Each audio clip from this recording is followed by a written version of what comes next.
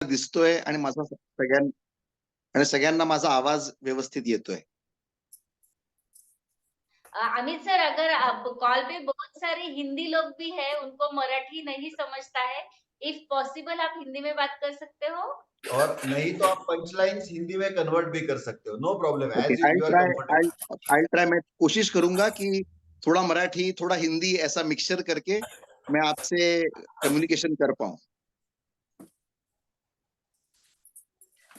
Hope कि मैं आपको सब लोगों को दिख रहा हूं और मेरी आवाज आप तक पहुंच रही है।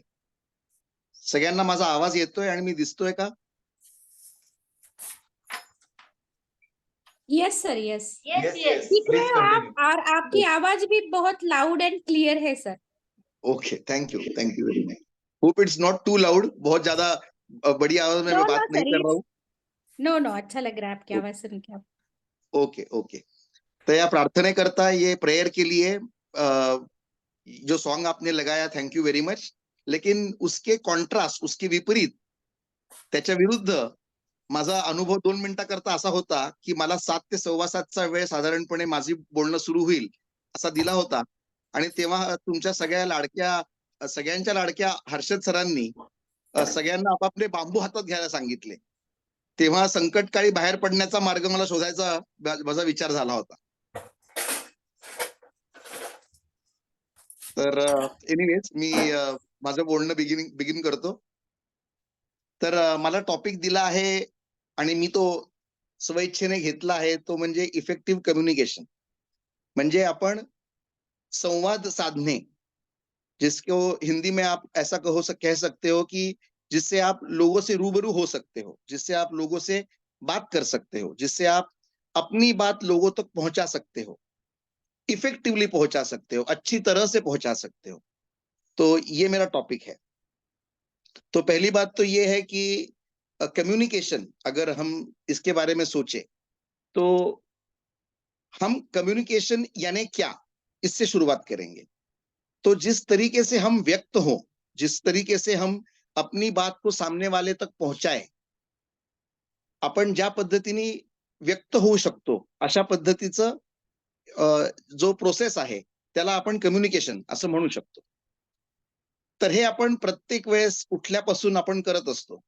कधी आपण ते शब्दात करत असतो, कधी ते आपण आपल्या टोनिंगनी करत असतो, कभी हम टोनिंग से हम सामने वाले को हमारी भावनाएं पहुंचाते हैं, कभी हम हमारे लफ्जों से पहुंचाते हैं और कभी हम हमारे चेहरे से पहुंचाते हैं।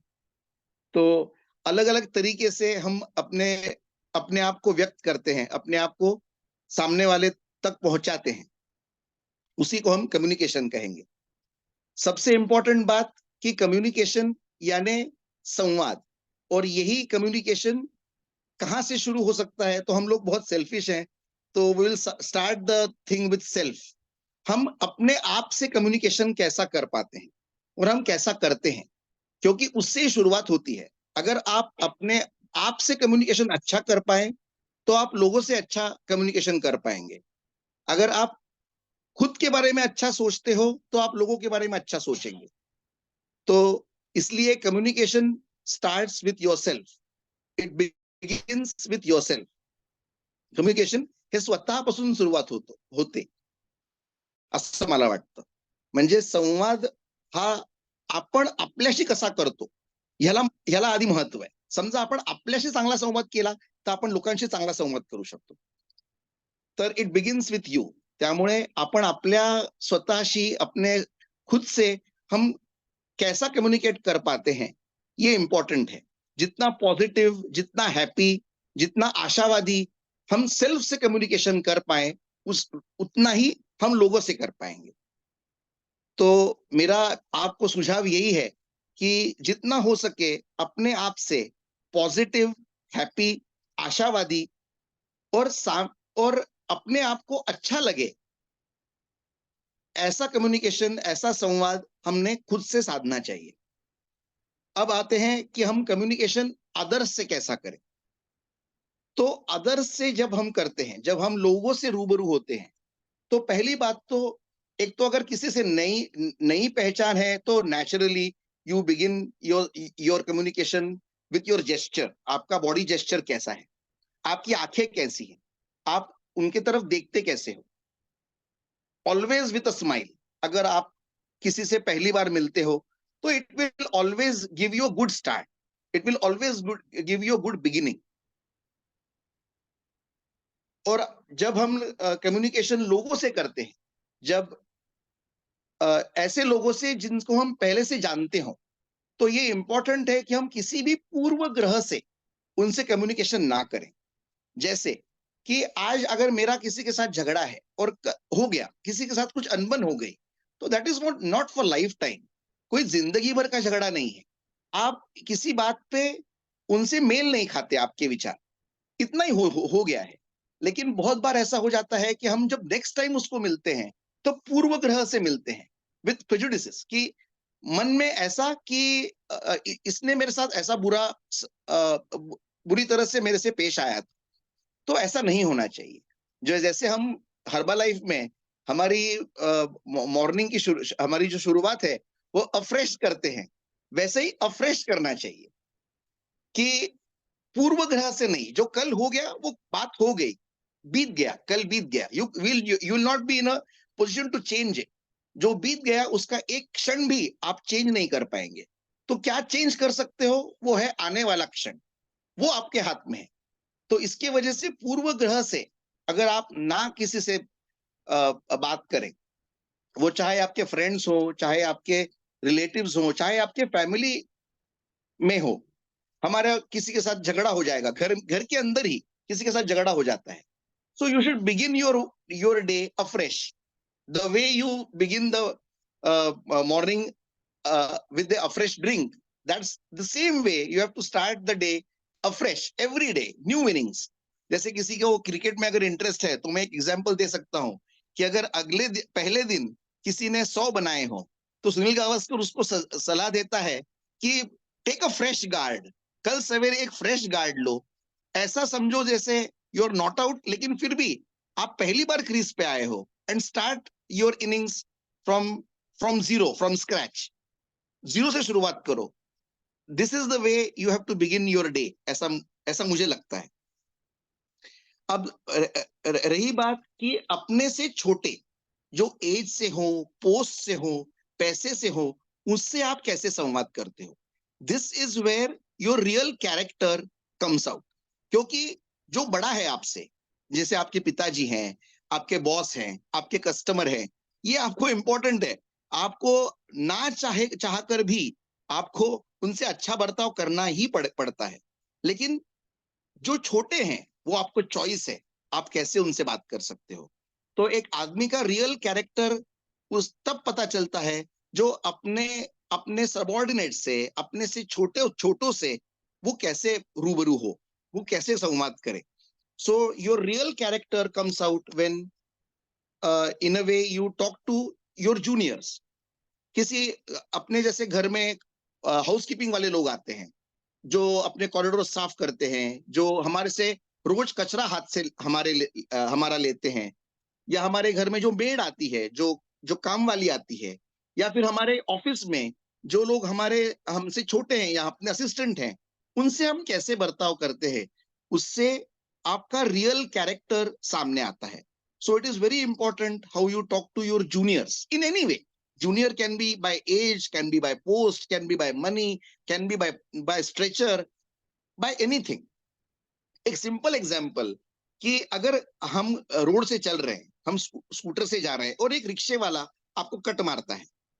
अगर हमारी फर्स्ट रिएक्शन ये है, हम लोग व्हाइट शर्ट पहना है, हम अच्छे से तैयार हो रहे हैं, हम ऑफिस जा रहे हैं, और अपनी सी हल्की सी एक नोकझोंक उससे अगर हो रही है और आप उसको कहे कि यार भैया जरा गाड़ी ठीक से चलाओ ना, तो वो क्या कहेगा? वेरी सॉरी सर, मेरे से गलती हो गई. और वही आप उसको गाली दो तो वो आपको उसके ऊपर के थर्ड ग्रेड की गाली देगा. So the way you communicate with your juniors, वैसे ही आपको रिएक्शन आएगा. इसलिए जितना आप ज्यादा अपने छोटों को रिस्पेक्ट दोगे, उतना आपके बड़े भी आपको उतना रिस्पेक्ट देंगे. क्योंकि पूरा समाज आपको उसी तरीके से देखता है कि अगर ये छोटे से भी अच्छा रिस्पेक्ट दे रहा है तो इसको रिस्पेक्ट देना तो बनता ही है. उसका वो राइट हो जाता है कि इससे रिस्पेक्टफुली ही बात की जाए. कोई हिम्मत ही नहीं करेगा कोई आपसे डिसरिस्पेक्टफुली बात करे, जब वो देखता है कि वो आप अपने छोटों से अच्छा रिस्पेक्टफुली बात कर रहे हो, तो this is the way I think हमने कम्युनिकेशन करना चाहिए। फिर हो गए मोड्स ऑफ कम्युनिकेशन, जैसे हम आंख से, जैसे मैं पहले शायद ये रिपीटिशन हो सकता है कि हम आंख से बात करते हैं, हमारे टोनिंग से बात करते हैं, हम हमारे लफ्जों से बात करते हैं, हम हमारे हमारे बॉडी लैंग्वेज से बात करते हैं, जिस तरीके से हमारा स्टांस है उस तरीके से।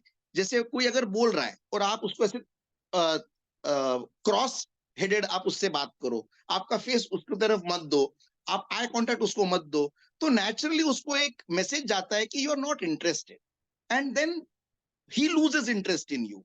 उसका भी आपकी तरफ कम्युनिकेशन करने का जो इंटरेस्ट है वो कम हो जाएगा। And it is also disrespecting the other person, कि आप उसको एक पेशेंट, एक विथ इंटरेस्ट ऐसा हियरिंग नहीं दे पा रहे। तो इट्स इंपॉर्टेंट कि आप अपने आंखें, अपना अपना अपना अपनी आवाज, अपना लहजा ऐसा रखें जिससे आप लोगों को रिस्पेक्ट दे पाए, जिसकी वजह से आपका कम्युनिकेशन अच्छा हो पाएगा। अच्छा, अभी डिस्टेंट कम्युनिकेशन, ये एक बहुत अलग आयाम है। ये डिस्टेंट कम्युनिकेशन जो है कि एखादे आदमी को हम लोग व्हाट्सएप पे कॉल नहीं कर रहे हैं, हम उसको मैसेज नहीं कर रहे हैं, हम उसको कॉल नहीं कर रहे हैं, हम उसको, लेकिन हम उसके बारे में सोच रहे हैं। This is also a communication. It is very important कि जिनके बारे में आप सोचो, दिस इज ऑल्सो कम्युनिकेशन, चाहे वो जिंदा हो वो या फिर वो जिंदा ना हो। क्योंकि ऐसा भी है कि बहुत लोगों का कम्युनिकेशन रह गया है और वो आज जिंदा नहीं है और उनसे कम्युनिकेशन अब नहीं हो पाएगा, ऐसा अपने को लगता है। तो ऐसा नहीं है, सोल टू सोल कम्युनिकेशन हो सकता है। You can still communicate with that soul which is not present in the body and which is not in front of you. तो जो आपके सामने नहीं है और जो हमारे साथ, मतलब हमारे दुनिया में ही नहीं है, उनके सोल से भी आप कम्युनिकेशन कर पाओगे। लेकिन उसका एक अलग तरीका है, जो तरीका सिस्टमेटिकली सिखाया जा सकता है, लेकिन हर किसी को वो सीखना जरूरी नहीं है।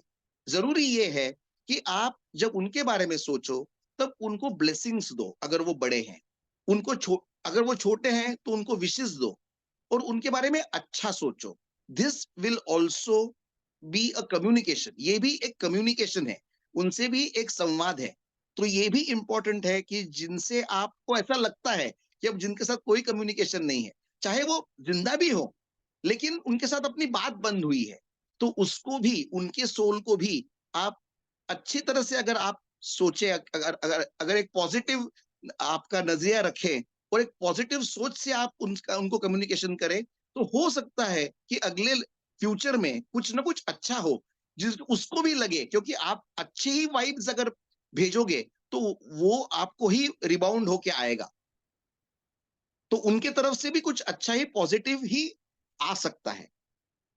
तो distant communication, weather he is alive, weather he is not alive, is very important.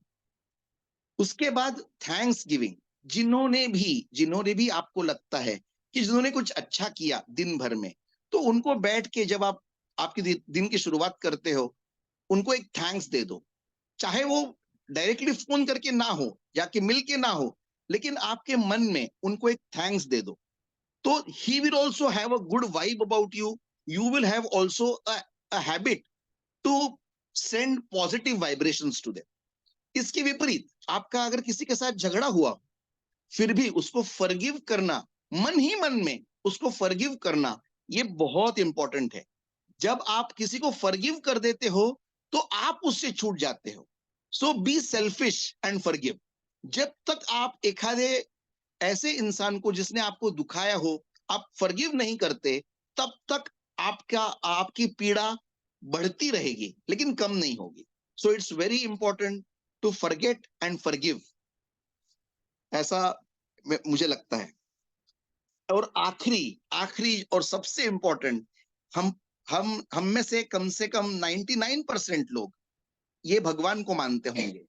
तो हम उस परवरदिगार से, जो ऑल माइटी जिसको बोलते हैं, सुप्रीम पावर जिसको बोलते हैं, तो उसके साथ हम कम्युनिकेशन कैसे कर पाते हैं? कोई भजन कर सकता है, कोई नामस्मरण कर सकता है, अपनी-अपनी तरीके से इबादत कर सकता है। सो उसके साथ आपका संवाद कैसा है? और उसके साथ संवाद है ना, क्योंकि हर बार संकट में अगर आप उसको याद करोगे, तो वो भी आपको सेकंड प्रायोरिटी पे रखेगा। बिना कोई संकट के अगर आप उसको याद करते रहो, तो that is will also help you, that will also give you अ समर्पण भाव। क्योंकि अपने से ऊपर कोई शक्ति है जो अपने पर काम कर रही है। ये जानकर, ये मानकर और इसका अनुभव लेकर जब आप उस परवरदिगार से, भगवान से, देवाशी जेव्हा आपण असा संवाद साधतो आणि समर्पण भाव ठेवतो, तेव्हा आपल्याला नक्कीच त्याची कृपा मिळते, त्याचे ब्लेसिंग्स मिळतात आणि आपलं लाईफ सुखकर होईल, असं मला वाटतं. So this is what I had thought of talking to you. So thank you for giving me a chance to talk to you. Hope hope you liked or hope it can help you in your own life. Thanks a lot, one and all. Thank you so much Amit sir. और आप हम Amit sir न बोलते हुए आप उनकी असली पहचान करा ही दो। नहीं, पहले हम रिव्यू ले लेते हैं। Yes doctor